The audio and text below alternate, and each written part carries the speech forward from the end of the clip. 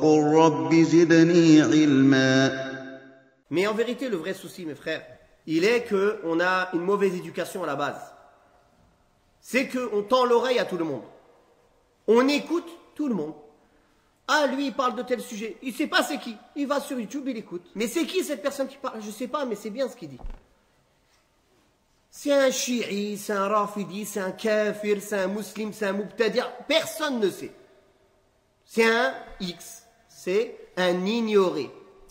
Un inconnu. Ou encore pire, c'est quelqu'un dont son égarement a été avéré.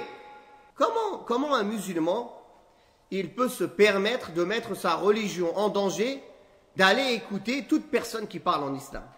Alors qu'Allah subhanahu wa ta'ala, et c'est le sujet de la conférence inshallah de Cheikh Al-Azhar, la parole d'Ibn Sirin et d'autres parmi les salafs, que cette science est une religion. Regardez bien de qui vous prenez votre religion.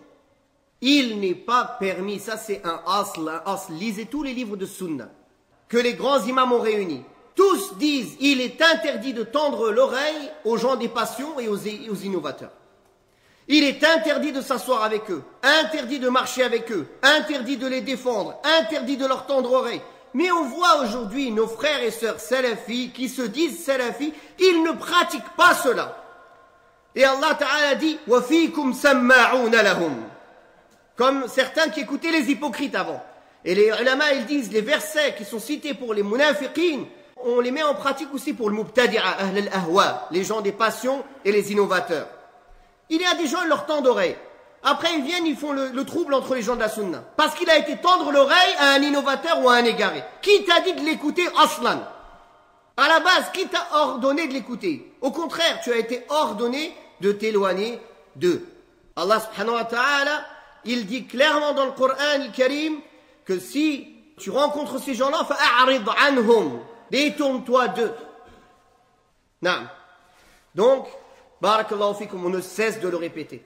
Et à combien de cours et de conférences, et ceux qui me connaissent, ils savent que je le dis presque tout le temps.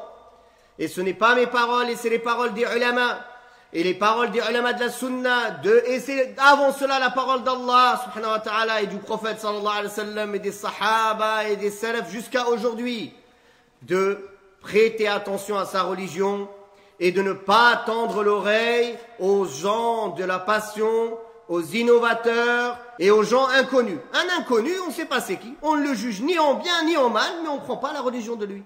Tant qu'il n'est pas connu pour être quelqu'un d'apte et de capable d'enseigner la religion. Naam, barakallahu fikum. وقل رب زدني علما.